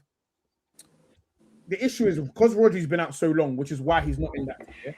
I would then have Rodri. We can remove Rodri because Rodri has been injured and he's actually older than most. He's stunting and starting. It's hard to judge. It's hard to judge him. If this was Rodri that was playing, he'd probably be with Pedri. Top two. Yeah, he'd be with Pedri. But unfortunately, he isn't. So off you pop. Then I'd have Valverde, and then I'd have like me. Then I'd have Kimmich. KG. Why do you have to add me to it, bro? My criteria isn't whatever Pat said for his criteria. Fuck all that. I don't. Mine is just player for player. Yep. I'll tell you. The bottom is Kimmich. Above that is Declan Rice, and then everybody else you can argue with your mom. I don't give a fuck. But Rice for me is the second worst midfielder out of that list of good midfielders. I think is that a bad way of saying it? What is Valverde better than Rice at? He's better on the ball. He's more versatile in terms of his positions. He's played right wing. He's played right back. He's played all over. But Rice is also a very versatile player too. He can play center back. He's played right back. He's played center mid. He's played DM. But other than that, for me, dude, I'll be honest with you. I personally think Pedri is crazy overrated. Like I think people put Pedri into positions that he has not proven his value, because for me, Pedri's always injured. He's always injured. Nah, but he's moved on from them. The injury thing is a good point. But he's slowly moving on from it. He's nice on the ball. By the way, but you just KG, my light bulb just in my head.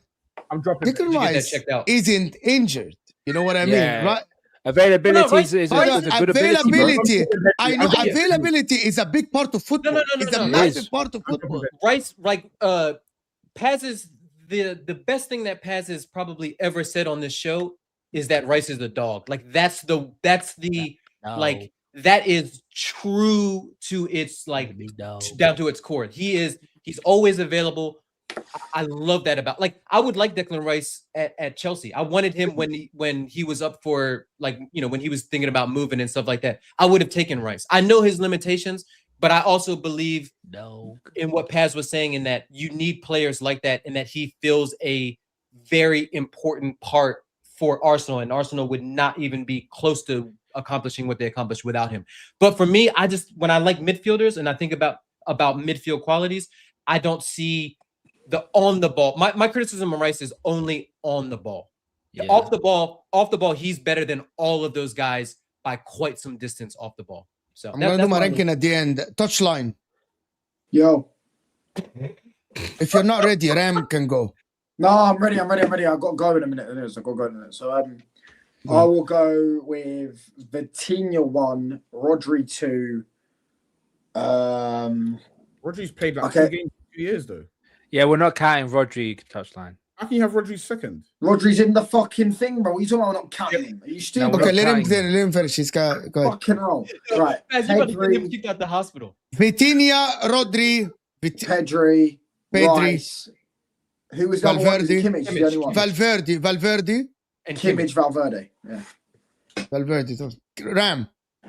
Right, I got a bounce. Yeah, big up. Back on Monday.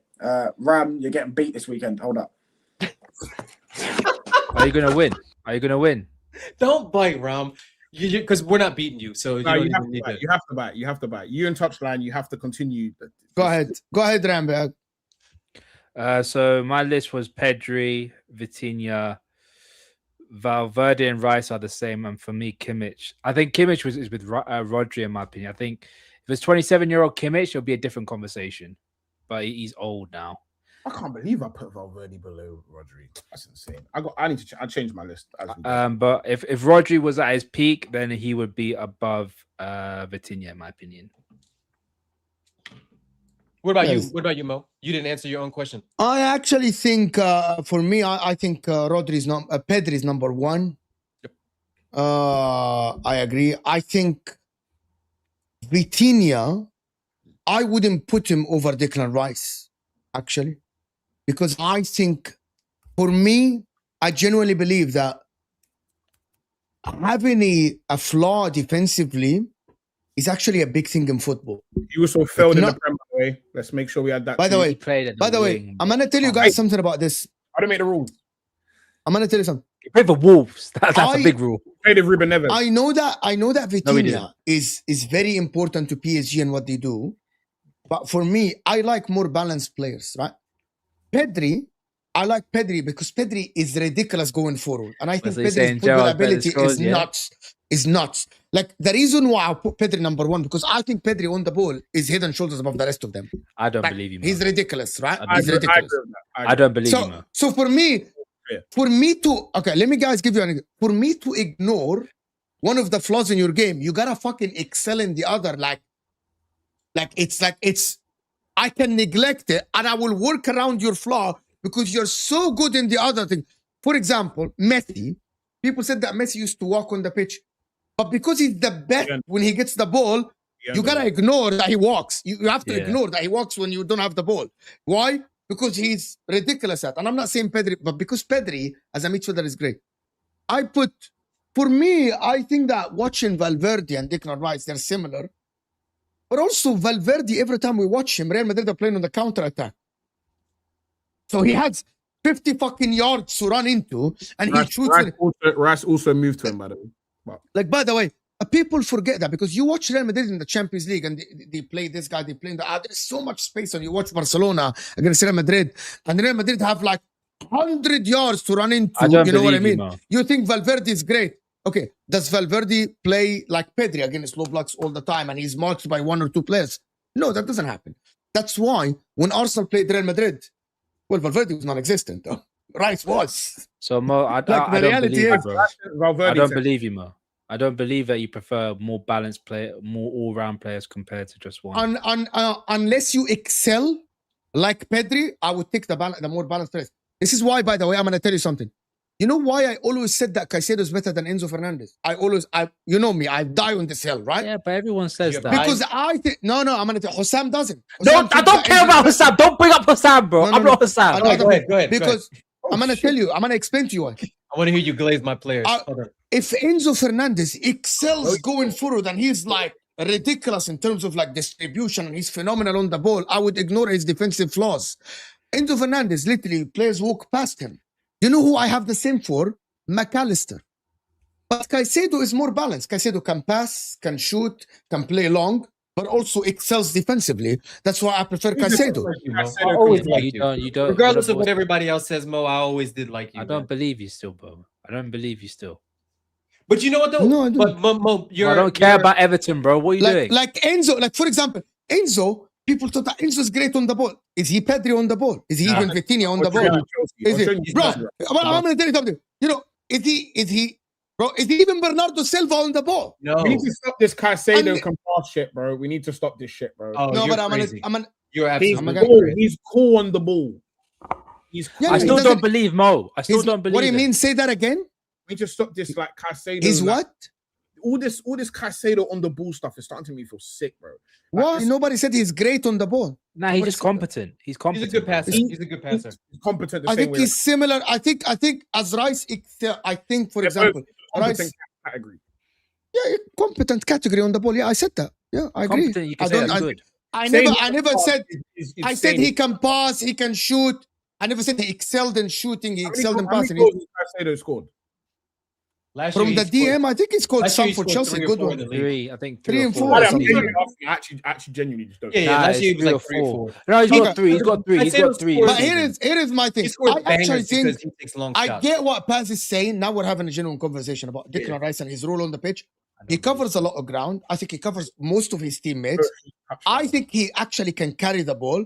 he doesn't excel going forward, but he excels in covering ground and defensive attributes. I just still want in the midfield. Mo, your criticism of like you want a balanced midfielder for Vitinha's. I agree with you. For Vitinha's lack of a defensive like standout trait, you watch him more. Is he amazing? Is he like? No. I agree with you. I was going to agree with you. Like I agree with you. Defensively, he's not the greatest because he's not very physical. He's not very fast. He's not very strong in the tackle. But just like Declan Rice, right? So if you're talking about Declan, and I shit on Declan Rice earlier in the stream, I can do it again if you would like, Pass. But I digress for this argument. For as bad as Declan Rice is on the ball going forward, his defensive attributes make up for it. So for me, Vitinha, as bad as he is defensively, on the ball, there's no better midfielder in the world at what he does, at controlling tempo. But can I tell you where someone tell me a midfielder now in the world for you that does what Declan Rice do off the ball? I need one name. So it's like, oh, shut the hell up. No, see, guys, see what I by the way, I am comparing him to nowadays midfielders. Someone tell me someone like Declan Rice in the world? Nobody. So he's number one in what he does. It's Vitinha number one in what he does offensively. Yes, he is the best controller. If you think that, he is the best. You could argue both him and Pedri are the same. Pedri's better. If you think so, your argument holds water. If you think that he's number one for you, Pedri's a better creator than Vitinha. Vitinha going forward is good at breaking lines, and he's got a very good long shot on him. But he's not. If you said if Vitinha and Pedri are in the same team, you would want Pedri closer to the box because he's better around the box than Vitinha. So I agree with that. Like there's no like overall great balanced midfielder, right? All of these midfielders. People that tell me. Do you know? I want to tell you guys something. Do you guys people know that people that tell me that João Neves does this? I'm telling you, I like João Neves, but let's not just overreplay. João Neves in the Premier League will get eaten alive just because God created him smaller. Guys, let's establish something. He is smaller. It's something that you cannot control. He's small. He's a smaller guy. If he plays in the Premier League and he needs to run and cover bigger guys, he can't do it. It's just simple. Kante had a similar build though. I wouldn't say Kante was very strong. Yeah, but I think he's João Neves is strong too, though. He's a little tank. I think João Neves would be all right. We just don't know what it would look like. I think to say eating alive is a stretch because there is a lot of maybe it is that ain't getting. Maybe it is. I think that's maybe it is. At the same time, let me ask you a question. Do you think Pedri could do what Vitinha does? Because I think he can easily do what Vitinha does. I can easily do it, but one more. I think he can do an extra thing that Vitinha doesn't do. I actually believe that Pedri can literally do the offensive part, but he can actually be the tempo dictator of the game completely. I don't think he can receive easily. Pedri can go deeper, receive from the defenders, dictate the game, dictate the tempo where the ball is going. You guys know the midfielders that dictate where the next attack is going. Yeah. I think Pedri can do that. Let me ask you a question as well. Yeah, do you think Iniesta could do what Xavi did? No. Yeah, you could. Some people would argue he could because you saw in his latter years. Nah. The reason I asked that is because, for example, I refrain from answering this question. Okay, he hates Xavi, bro. He hates him. You hate Xavi? Do you think Ozil could do what Xabi Alonso did? Hold on. Say it again. Xabi Alonso? Ozil could do what Xabi Alonso did? No. But Xabi Alonso couldn't do half of what Ozil does. I'll tell you for free. What Ozil does and what Iniesta does, that level of difficulty is so high that what they do. Oh my God! Someone that agrees with me. Someone that agrees with me. You see what Ozil does? He does the same shit that them lot are doing, just with 5,000 people around him. So I agree. If you pick up Ozil and put him in a deeper role, your team would look disgusting. Yeah. But the thing is, why we said the Xabi Alonso role. If he said Vitinha role, then I say he could. But with Xabi Alonso, he's also was very good intercepting. Like his reading of the game was great. But on the ball, they basically do the same fucking thing, bro. They basically do the same. Yeah, you should have said on the ball. I'm talking about the whole package. Because in my opinion, the toughest thing to do in football, in my opinion, since I watched football and I played football, that for me, is the number 10 that receive back to goal around people and have to scan 360. Yeah. That's the hardest thing to do and actually I'm be good at it. It's that because easier part is to actually drop because you see that because number everything. one, you're scanning. Okay, it's called scanning 180 degrees because you know there's nothing behind you. You're only scanning 180. As a number 10, you have players coming from front of you, all that sides. You have to scan. Number 10 is Playing the as a hardest 10, position to play. Playing as a 10 in the 2000s was not stupid. Midfields were congested as hell. And actually, and to excel at it like Ozil, and to excel at it, and to be able to turn and scan and always be under pressure, it's ridiculous. It's ridiculous. That's why a lot of your favorite 10s ended up becoming 8s, KDB, because it's very difficult to play like that. Like, so a lot of the players that you rate, like you, I remember people would compare KDB and Ozil, and I just laugh because I genuinely think, like, why do you think my man's not a 10 anymore? But anyway, man, I'm not ready for that conversation. So, Gertzer and Ozil, yeah? I think it's criminal how underrated Ozil was and how good of a footballer he is. Like, Ozil was, even at a young age when he was at Bremen, like, Ozil was this class. Like Gertz and Ozil, both of them, when they were both at Bremen and Dortmund. Ozil for his touch and receiving the ball is disgusting. It's disgusting. Is nuts. Like I think Zidane, for example, for me, Zidane was like fucking weird. He received the ball. Zidane was built as like a tank but moved like a ballerina. He's just a freak. Like a tank. Yo, Zidane was huge. That was huge, bro. He's a big guy. He's a big guy. Ballerina, bro. That's what I'm saying. He's built like a tank and moved like a ballerina. I think he's a big guy, but then he's free. Let me let me do this super chat. Respect Pacho. He has to mark Balogun all season. Hey, that's my wonder kid. That's my wonder kid. Yeah, that's our man. Gabriel had to deal with Eddie and KG type is petite girls, Neves lovers. Nah. Hey, I need he's American something guys. to grab onto, Don. I need something to grab onto. Oh, right. Wait, we've got mad. KG.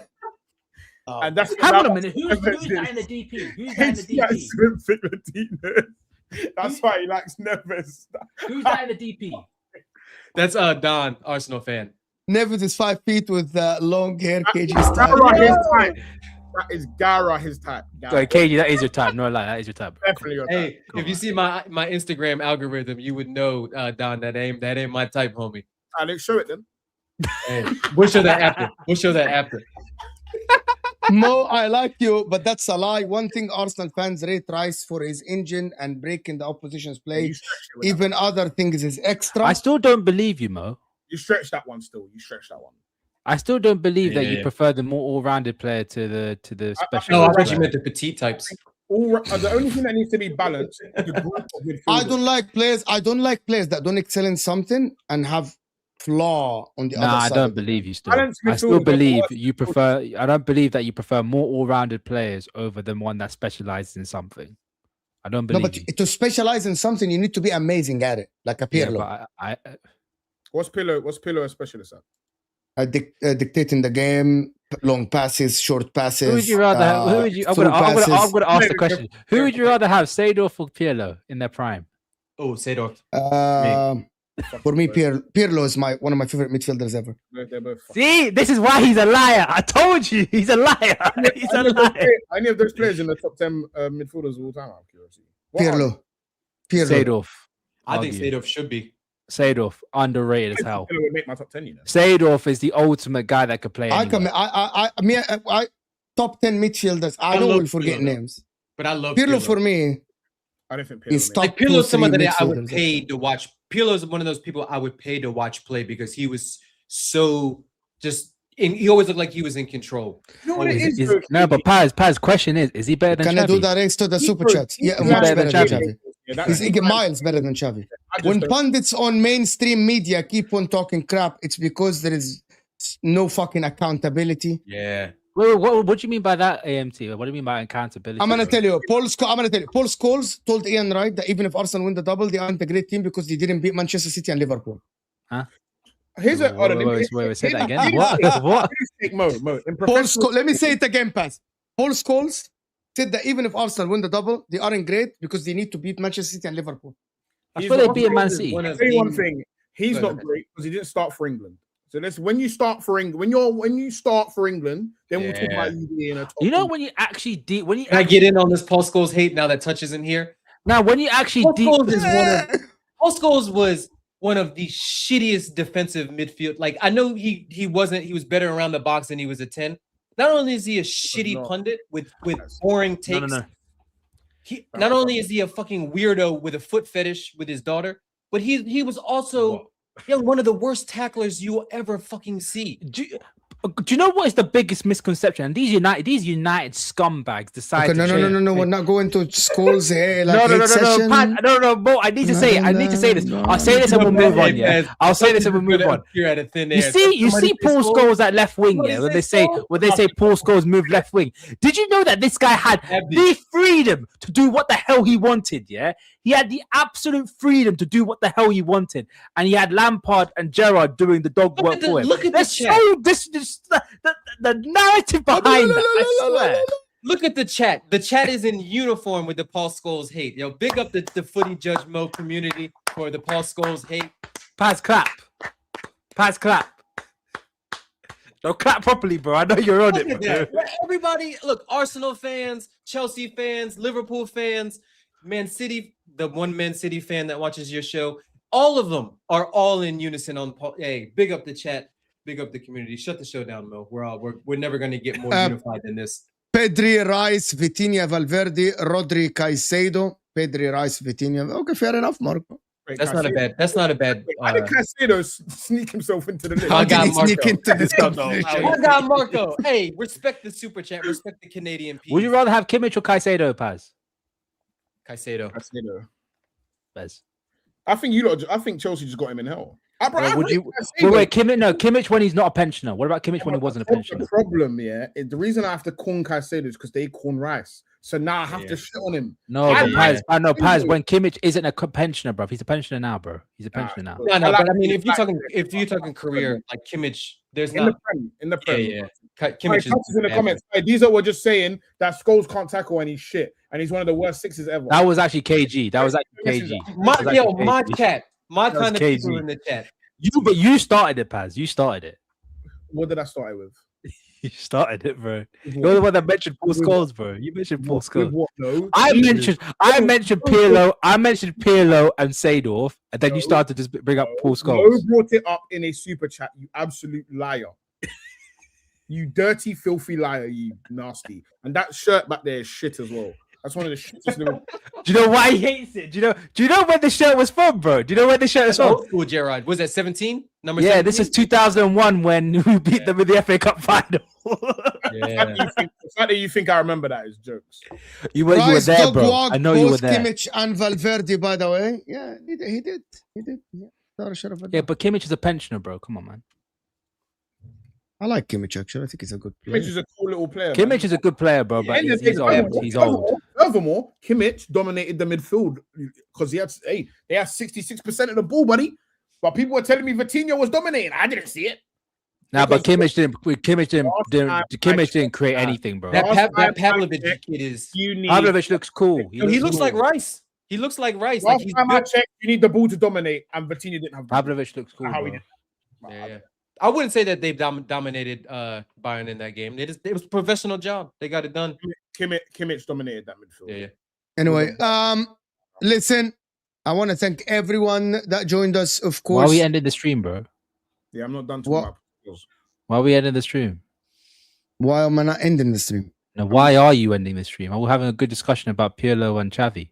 And Paul Scholes. Rank your 10 midfielders. Let's do it. Oh, let's make that another show in the summer. Let's make that a show in the summer, Mo. When there's not that much content together. See, that's kind of like let's do it together. Has stuff to do. It's been hour 40 minutes, people. Let's do it together, Mo. No, you asked the question. Let's do it together, bro. All together now. Nah. KG's busy. You need time because you're gonna leave somebody off, and then the chat's gonna clip you, and then you're gonna get roasted, and then Paz is gonna retweet it, and then Rom's gonna retweet it. Then I'm gonna like both of those retweets. Then I'm gonna retweet. We need. Does Matuidi get into it? A good summer I'm show. gonna repost the video. Yeah. You know. Does Matuidi get into it, bro? Matuidi's a cool little French right winger. He ain't tall. He's 5'9". I said cool little. Oh, cool. Big up Matuidi, bro. Because I'll be honest, him putting them right wing was quite genius. Terrorists like. Even though people say they love football, we love football players, but France were terrorists in that World Cup. Didier Deschamps is Harambe. Same club as Arteta. It's Harambe. Yeah. Just remember, people are gonna we like football, bring football back.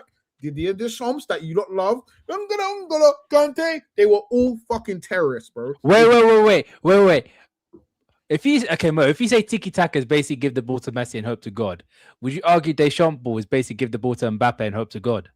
How much to get Paz out the stream? Send me 3 bags right now. I'll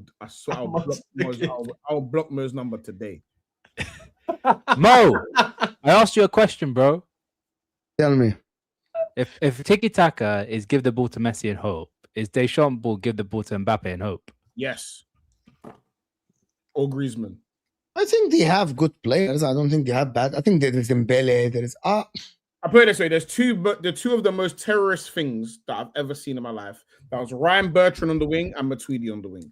Those two things, no one can ever tell me that. Nah, I've seen worse. Playing Saul Niguez as a who was a winger at left back was crazy by Simeone. No, because he's putting him in a defensive position. These lot took Ryan Bertrand and played him left wing. Yeah. Big up my Champions League winner, Ryan Bertrand. Let's have some respect. And then these French terrorists put Matuidi, the dog, on right wing so that he just on the left. That's terrorism, bro. Yeah, but he had an engine, and he could go up and down the pitch. I asked this. Was the second half yesterday haram ball? Guys, I tweeted. Yeah. You know what? People have yesterday he defended with 11 players, right? Luis Enrique. But no one mentioned anything. Played 6 centre backs. He subbed on 2 more. And then people are going to tell me, PSG save football. PSG are exactly what is wrong with football. They have done everything that is wrong in football. Everything. They've done every crime available, and people are telling me PSG need to save football. This is what I'm saying. People just say you hate Arsenal. Why are people so against saying that? When you got good money, when you got big money, you can buy good lawyers, so you don't have to worry about committing crimes. Whoa, tell that to Man City. Hey, I don't exactly. They got good lawyers, bro. They're not going to get charged. I don't believe 115 will ever hit. And to be honest with you, I don't give a fuck. It's been a few years now. I give a fuck. I need to see them, man, back in League One because I want Hamza to come on there. You want to see them at Main Road. Paz only wants to see that because he doesn't want He doesn't want to see Hamza anymore, bro. No. See, that's where you're wrong. That's what you don't get. I love seeing Hamza in hell. I want to see you every day. I want to see you every day without fail in hell. I don't want to not see you. I want to see you all the time. And now you know why people have the allegation that you bully Hamza all the time, bro. It's life, man. Anyway, I want to see you guys on the next stream, guys. Hit that like button. This will take you to Mo. But I will say, Mo, that top 10 midfielder list, we're definitely doing it in the summer. Yeah, we'll run it back. And Touchline has to be here because I need bookmark it, Mo. Mo, write it down. Bookmark it. It's impossible to have Touchline here with this conversation because he's gonna add Roy Keane. He's gonna add Michael Carrick. Yeah, but then we could put in names like Pirlo. Mo, you can mention that Pirlo did like a 4P or something. Nah, I need it in my veins. I need it. Yeah, we got good comebacks, bro. Don't worry. We will get it sorted. Yeah. Get it sorted, Mo. Get it sorted. We'll see. I want to thank everyone that joined us. Hit that like button, people. You guys are frauds, actually, because we're not on 200 likes yet. And also, don't check out OK Jersey for MHF 15 code to get your 15%. Check it out. We'll see you guys next one. Why do you say it like that? MHF. You know, it took me like a couple months to realize. Making accents, bro. Making fun of accents. It took me ages to I thought you used to say MNF. And then I thought you said Emmett Chef. It's MH. What is it? How do you call it? How do you call it? H? It's called H. I thought you were saying Emmett Chef. MHF. What the HF? No, but you don't say it like that. You say MHF. MHF. You used to say MHF. Sounds like you're saying like I'm a chef. See? That's what I used to think he was saying. Emmett Chef. I'm our people. See you guys. No, I'm a chef. I'm a chef.